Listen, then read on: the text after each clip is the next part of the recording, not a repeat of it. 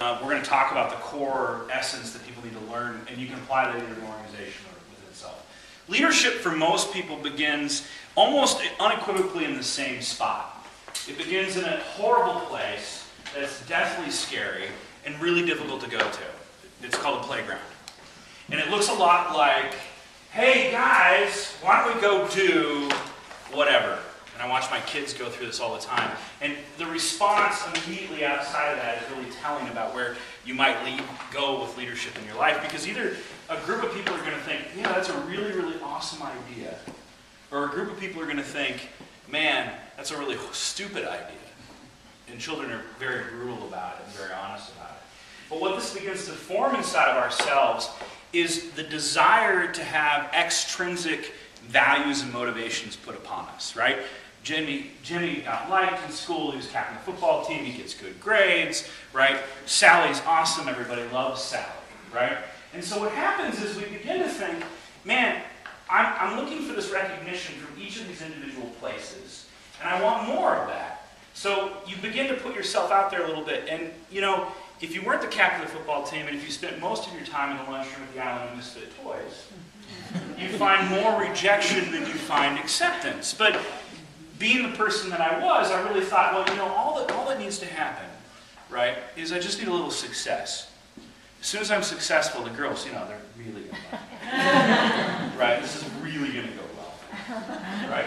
So you go to work, right? So we start out at this place that's this extrinsic motivational period, where it's like, okay, I need X, I want X. Right? I need Y, I want Y. But what are we grading ourselves against? Other people. Right? Other people. Do you like people that grade themselves against other people? Do you feel inspired by them? Do you feel like you want to follow them? No, you don't. Even at a young age, we're already attuned to that. We already know that. But here's the thing about it. Extrinsic motivations drive us to do what? Strive for success. I want my A on my test, I want the nice car, I want the big house, I want the beautiful wife. My wife's right here. She's quite beautiful. And I want these things in my life, so I'm going to begin to acquire success to do that. This is where leadership starts, and it's extremely important. The reason why it's extremely important, and we have a tendency to degrade external motivations, the reason why it's extremely important is because it drives desire. It drives desire. You cannot lead if you're not interested in it. You cannot lead if you don't have desire for it, right? But we can't stop there. So if you look at the little chart I gave you, this is not my chart. This is out of a book called True North. Wonderful, really wonderful book if you want to talk about understanding leadership and how you fit into it. This has to do with age and effectiveness as leadership, right? And you're going to notice you got ages 10 to 20, and there's a little tiny dip there. A little tiny dip. That's your first crucible. Because what happens is you're chugging along, going for success, striving for success, and what you realize is you end up in failure, right? But we're still driven by this external motivations, and what we think is the problem isn't that I'm doing anything wrong. The problem is that I don't have the skills yet, right? So how many people have been to a leadership development skills class at some point in your life, right? I teach them all the time.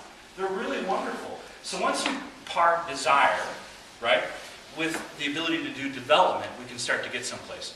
From a development standpoint, though, what we want to do is we want to begin to broaden your horizons. We want you to begin to think past external motivations, and we want you to begin to think about what are your values, right? What drives you to want to lead? Look, let's be honest, leadership is usually more of a miserable experience than it is a fun experience. You have no careers. Nobody really likes you, right? Who in here is like, you know, I love my boss. He's awesome. Yeah, right. You must be in the room. Or you're the boss. One of this, because I love my boss. Oh, wait, I love myself. And so, what happens though is now, once we begin, so we ask these questions, and what we see is they are very parallel with age driven, right? We can think about the maturity that we go through in our life. The experiences, right? It's kind of like rubbing your face up against a cheese grater over and over again. And it hurts. But that's where you begin to understand enough about yourself to understand what these drivers are. And leadership's not for everybody. So you have to understand if it is or not, right? So we want to begin to answer these questions and expand your viewpoint. So that's the first thing that we're going to put you through. And if you come to work for us, That's what we're going to do. Why do you want to work here? Why do you want to be a leader? Why in the world would you take this? And in fact, it culminates in you having to give a presentation that says, here's why I'm going to be an effective leader, here's what it looks like, and then we grill you, 3 senior managers do. And people think it's about the content. It has nothing to do with the content. What it has to do about is asking these questions, right? So once you kind of move past this, at least open the doorway, you're not there yet. The next period is what I call feed the beast, rapid development, right? This is where it's like, oh man, how do I have crucial conversations? How do I get up and do a speech? And the reason why is you want to do it now, right? Because you've got an application for it, and you've got desire. So we're going to match your developmental stages with your application, right? There's tons of different leadership assessments out there. We use the LEI index. It's really good. It goes through business thinking, visionary statements, the ability to do analytics, feedback, public speaking. And we're going to take a look at you, and we're going to do assessments with you about where your gaps are at. And then we're going to plug those gaps with you, right? And we're going to help you kind of understand which points you need to get better at. Some people have a hard time delegating. Let's be honest, most of us don't trust very well. And delegation is about trust. So we're going to help you understand how to do that in a way where you can still be the untrusting human being that you are and still delegate something effectively, right? So we're going to help you do that. What's going to happen, though, is you're doing these development stages, right? And why are you still doing this? Why are you still here? You're still doing it because you want something.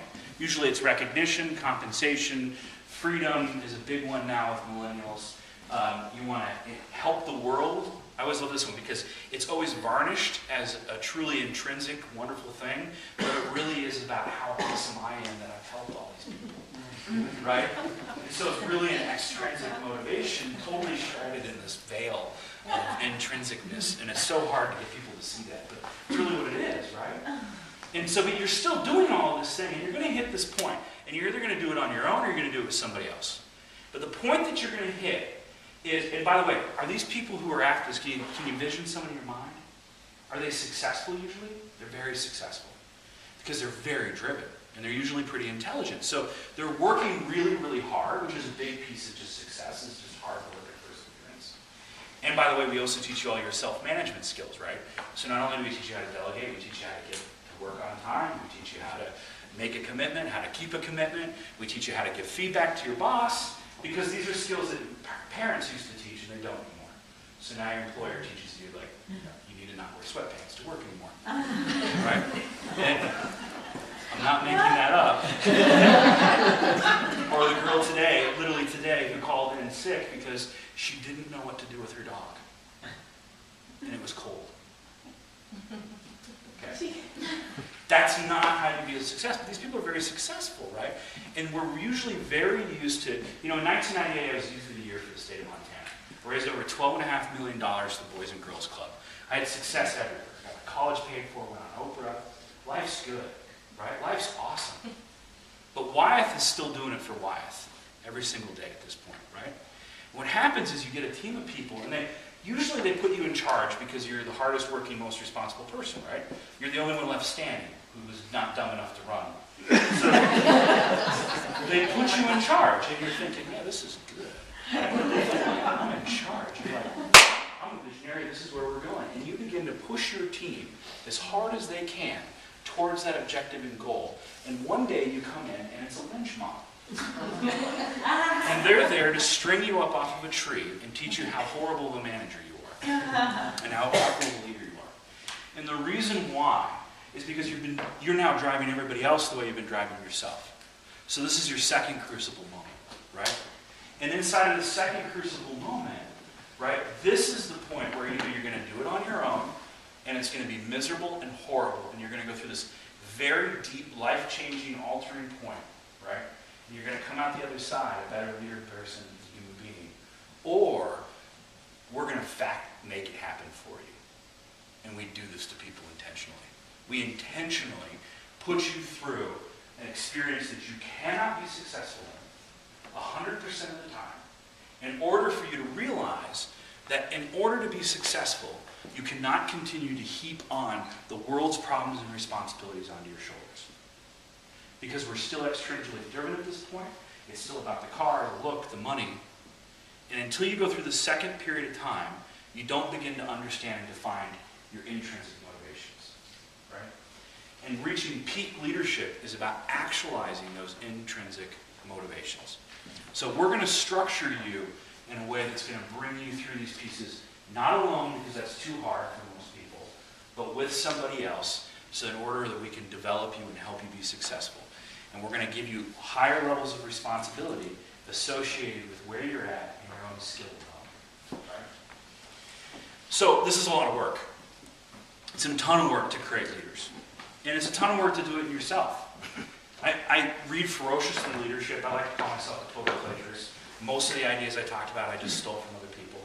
But you just kind of assimilate them all and just stick them all into your own brain, and then something comes out the other side. Yeah. Dave got it. I'm just to be clear, I'm not getting paid, so you know what this is worth. But so what happens is you read. It's overwhelming. Let's be honest, right? It's completely overwhelming. What I'm talking about here is, okay, what are your value structures? What's your motivations? Why am I doing this? Then, by the way, I have the entire leadership index, which is enormously difficult to fill out and build those skills within inside yourself. Then I have to go through this incredibly painful, difficult period of my life where I reevaluate what drives me, and hopefully I come out of that other side of that with intrinsic values that aren't totally graded upon other people, so that I can lead in a charismatic and authentic way, and that I know which direction I'm going with. So when we begin to break down leadership development, it really becomes an enormous amount of work, and it really becomes a structure that's extremely difficult. So I'll just end here now. You should not be discouraged. You should not be discouraged.